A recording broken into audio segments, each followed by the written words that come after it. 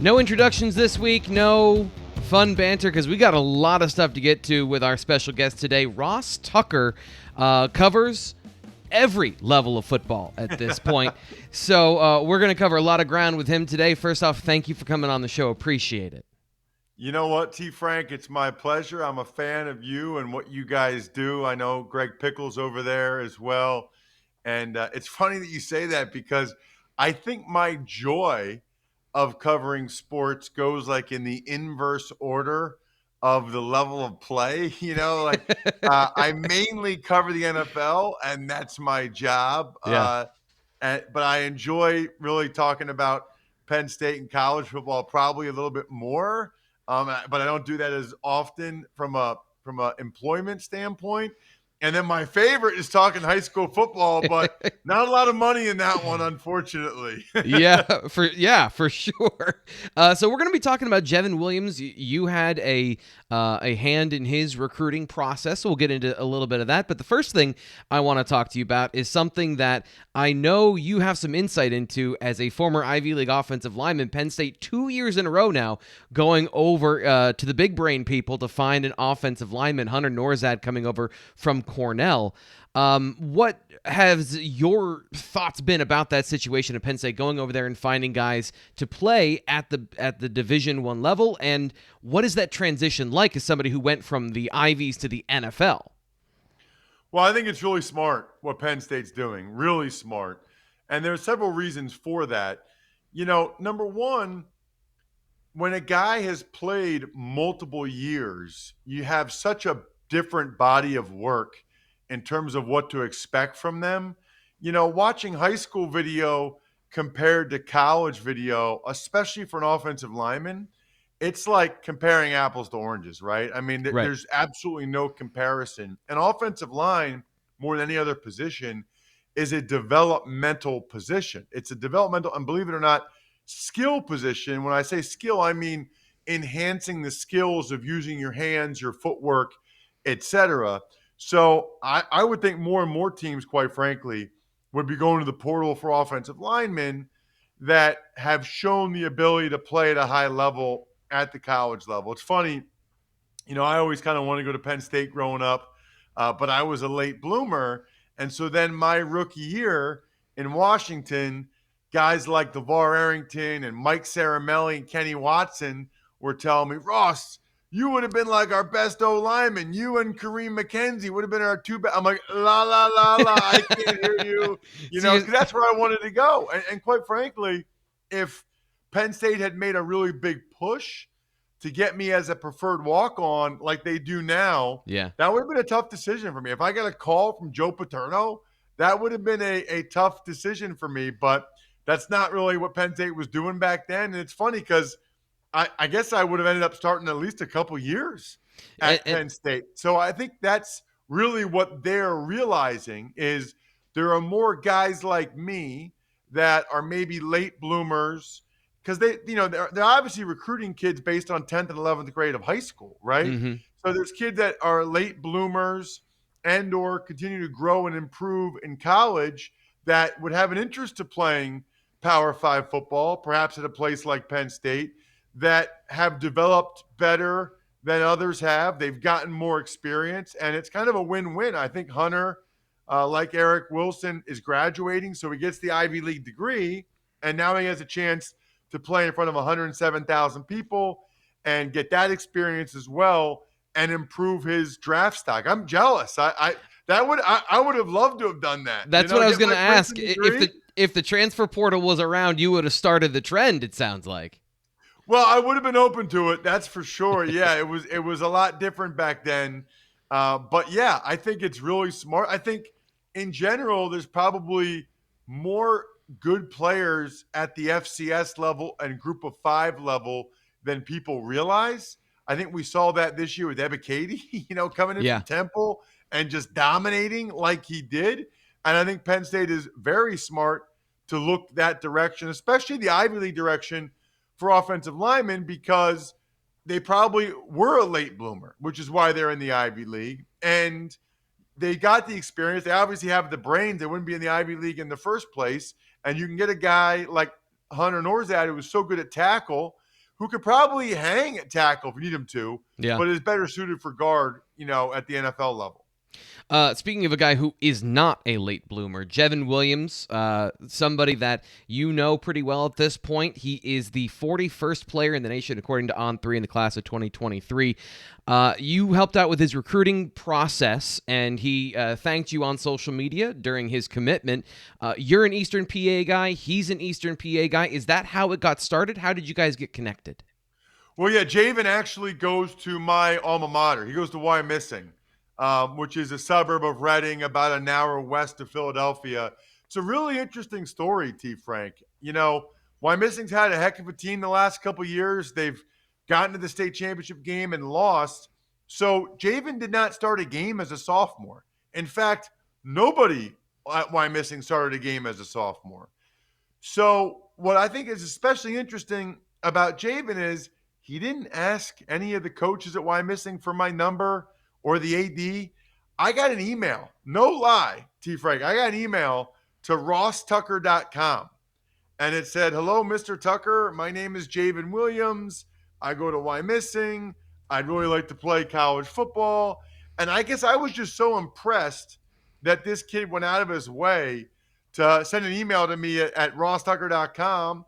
I emailed him back. I said, "Here's my cell phone number. Text me. We'll find a time to chat." He texted me. We talked. He's an unbelievably great kid, incredibly respectful. But when I watched his sophomore video, I said, "Jven, you got a long way to go." You could see the physical ability was there. And I actually watched my alma mater a lot, so I was aware of him. Believe it or not, T. Frank, you might not even know this. He has an older brother, 2 years older, Rashard, who's the exact same height and weight, like 6'5", 300, and could move. Is he number 7? Is he number 7 for Wyomissing on the D line? No, that's a D tackle. No, that's a D tackle. Rashard's 2 years older. So, honestly, and Rashard was number 74. Jven switched numbers. So if you went to 2 years ago when Jven was a sophomore, number 74, big dude running around starting for Wyomissing, that was Rashard Williams. And then this year, same thing, 74, big dude running around, that was Jven. You wouldn't even be able to tell them apart. It's kind of interesting. I knew about his brother more than I knew about him, but I told him he had a long way to go. He didn't have the initial quickness off the snap. He wasn't finishing his blocks. But you're talking about a rare athlete here, T. Frank. I mean, last I checked, somebody told me he's, for his class, top 5 in the country in terms of shot put and discus. I mean, even the play people are watching right here, watch not only him running the kid over, but staying on his feet. Yeah. You know how hard it is to stay on your feet when you pancake a guy like that and then gets another block right here, boom, right there at the end. I mean, he just has rare natural ability and athleticism. People his size just don't move that well. And at Wyomissing, it's really been showcased because of the offense that Wyomissing runs, the wing T. He's been able to showcase that athleticism. But T. Frank, he just turned 16 in August. I mean, he'll be a senior that will have just turned 17. He is still a puppy. He is still young. And the sky's the limit. He showed me his first 3 games, his highlights. I had him move some plays around a little bit. I don't think kids don't realize sometimes how important sequencing is. Yeah. So he moved some of the videos around. And then, as I told him I would, I texted guys at Michigan, Penn State, obviously, Rutgers, Pitt, Virginia Tech. I texted, 5, 6 guys, said, "Hey, this kid from my high school is worth looking at." And, by the next week, he got a couple scholarships. And now the way it is with the Twitter algorithm, as soon as he got Pitt and Penn State, he had like 10, 15 in a heartbeat. The bots started swarming, and then all of a sudden the offers came in. So you mentioned on the Keystone Kickoff show, I think it was last week when you were talking about his commitment and the process of it, that it was really starting to pick up, as you just pointed out there, and he decided to shut it down and choose Penn State. So what do you know about how he feels about Penn State and about the process of recruiting? Well, it's interesting because I had breakfast with him last Saturday, and before he committed, he and his dad and his offensive line coach, Steve O'Neill. And I kind of just laid out the pros and cons. I could tell he really liked Penn State. And as much as I grew up as a season ticket holder and I have an affinity for Penn State, when I'm talking to a kid or helping them, and that happens quite a bit, I helped Ryan Brubaker from Cacalico last year, the Rucci boys, or whatever. It's up to them. It's their decision. It's their life. I want them to make whatever they think is the best choice for them. I just kind of lay out the pros and cons of what I think of the different schools. And for Jven, what I thought the pros and cons would be of committing now versus later. We talked about potentially him visiting Michigan and Michigan State in March just to see what another area of the country was like and to see another big time, top 10 type of blue blood program like Michigan. But I think he kind of knew in the back of his mind that he always wanted to go to Penn State. I mean, even that week, he had gotten scholarship offers from USC and Oklahoma. So I said, listen, if you know 100% where you want to go, I don't really see a lot of value in waiting. So if you know 100% you want to go to Penn State, you can commit. If you're 95%, but you still want to visit a couple schools, you could visit a couple, maybe like Michigan, Michigan State in March. Or if you really want to take your official visits, you could do that, after track season because he's really good at track and see how it goes. And I don't know, an hour or two later, I see the tweet that he commits to Penn State. So he made his choice. He liked Penn State the whole time. Yeah. But that's the case for a lot of these kids. And then they explore other places and decide another place might be the best fit for them. I think he's a really good kid. I think T. Frank, he's probably tired of talking to all these coaches. Yeah. It's probably hard for him to say to the coaches, even after he put out his top 7, I think it was probably hard for him to say to the coaches, no, I'm not going to talk with you. Right. I was like, man, you got to enjoy track, enjoy your, high school. I think he wants to enroll early. I'm trying to give him the pros and cons. I think he decided he just didn't want to keep having all these conversations with coaches if he knew he wanted to go to Penn State. I know you got your 6 different businesses you're working on, so I want to get out of here with 2 more questions about him on the football field. And one, we started talking the show about smart offensive linemen and guys that have the ability to play the position from a cerebral standpoint with the Ivy League guys. Jven plays 4 different positions on the offensive line. Sometimes when I'm watching his film, it's like they need to put the striped hat on him because it's like, where's Waldo? How much does it take to do that in that situation? And what's your assessment kind of his play, being able to play left tackle, left guard, right tackle, all in one drive? That will serve him very well moving forward. Wyomissing does have a unique offense where they'll switch sides based on certain plays. And he plays tackle some plays, guard other plays, depending on the play. So that versatility will be very valuable when he gets to Penn State because he'll be more suited than others to be able to fill in at either guard or either tackle if there's an injury. I think he's long enough with his arm length that he could certainly play tackle. He's probably a prototype or ideal NFL offensive guard with his feet and power and athleticism, but also having pretty good length. But you make a great point.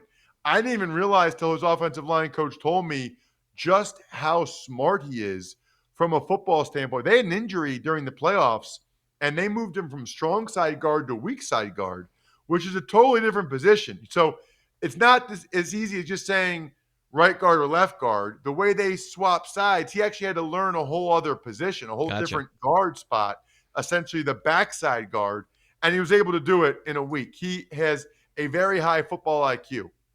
Looking at him with the length and Penn State's need for tackles, I think it would be a fair to watch him develop that possibly he could be one of those tackles going to the next level. But you're right. As far as the way he looks on film and the way he moves, it's I love watching guys like that because they're so fun to watch.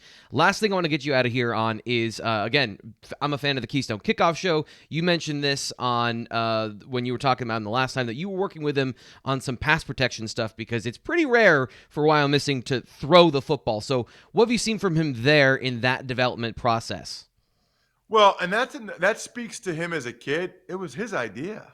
Oh, You wow. know, he said, Ross, do you know anybody I can work with? I would like to continue to work on pass blocking. Wyomissing runs the wing T. So they don't hardly ever pass block, primarily they're run blocking. So he just hasn't had to do it that often.